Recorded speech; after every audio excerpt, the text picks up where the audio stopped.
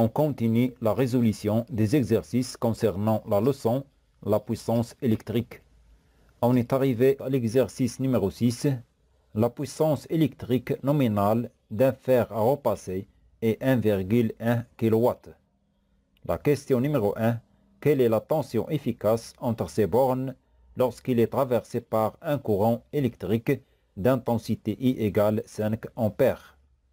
La question numéro 2. Déterminer la valeur de la résistance chauffante de fer à repasser.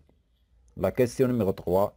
Est-ce que le fer à repasser peut-il fonctionner en même temps avec un four de puissance 4 kW et une machine à laver de puissance 2 kW dans une installation où la puissance maximale autorisée est Pmax égale 7 kW? Justifiez la réponse.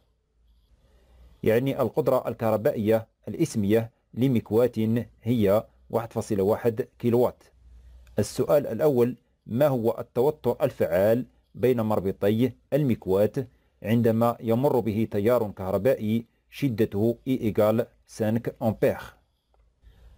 لدينا العلاقة التي تربط القدرة الكهربائية P وشدة التيار الكهربائي E والتوتر الكهربائي U.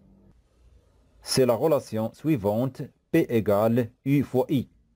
Et à partir de cette formule, on peut déduire la tension U en fonction de P et I.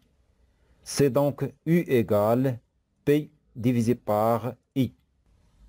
Et on remplace donc P par sa valeur 1,1 kW qu'on va convertir en watts, c'est-à-dire 1100 watts, et I par sa valeur 5 ampères. Et on écrit U égale 1100 watts divisé par 5 ampères. Après l'application numérique, on obtient donc U égale 220 volts. السؤال الثاني: حدد قيمة المقاومة للمكواة. نطبق قانون أوم et on écrit la relation suivante U égale R fois I. On peut utiliser aussi la relation P égale R I au carré pour calculer la valeur de la résistance chauffante de fer à repasser. Donc soit on utilise la relation U égale R fois I, ou bien la relation P égale R I au carré, on obtient le même résultat de la valeur de la résistance de fer à repasser. Donc l'expression de R en fonction de U et I, c'est donc R égale U divisé par I. Et on remplace U par sa valeur 220 volts et I par sa valeur 5 ampères et on écrit R égale 220 volts divisé par 5 ampères. Après l'application numérique, on obtient donc R égale 44 ohms. السؤال 3: هل يمكن تشغيل وفي آن واحد بالإضافة إلى المكواة فرن كهربائي قدرته الإسمية 4 كيلووات وغسالة كهربائية قدرتها الإسمية 2 كيلووات في تركيب كهربائي قدرته القصوية Pmax تساوي 7 كيلووات؟ إذن للإجابة عن هذا السؤال نحسب القدرة الكهربائية الإجمالية PT للأجهزة المشغلة في آن واحد. C'est-à-dire PT égale P1 plus P2 plus P3, tel que P1 c'est la puissance électrique reçue ou bien consommée par le fer à repasser et vaut 1,1 kW. Et P2 c'est la puissance consommée ou bien reçue par le four et vaut 4 kW. P3 c'est la puissance électrique consommée ou bien reçue par la machine à laver et vaut 2 kW.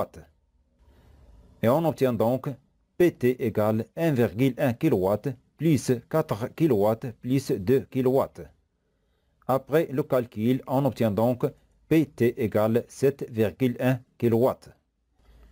إذن ماذا نلاحظ؟ نلاحظ أن القدرة الكهربائية الإجمالية PT للأجهزة المشغلة في آن واحد 7.1 كيلووات أكبر من القدرة الكهربائية القصوية Pmax égale 7 كيلووات المسجلة أو التي يسمح بها الفاصل، وبالتالي لا يمكن تشغيل هذه الأجهزة الكهربائية في آن واحد لأن الفاصل سوف يفتح تلقائيا.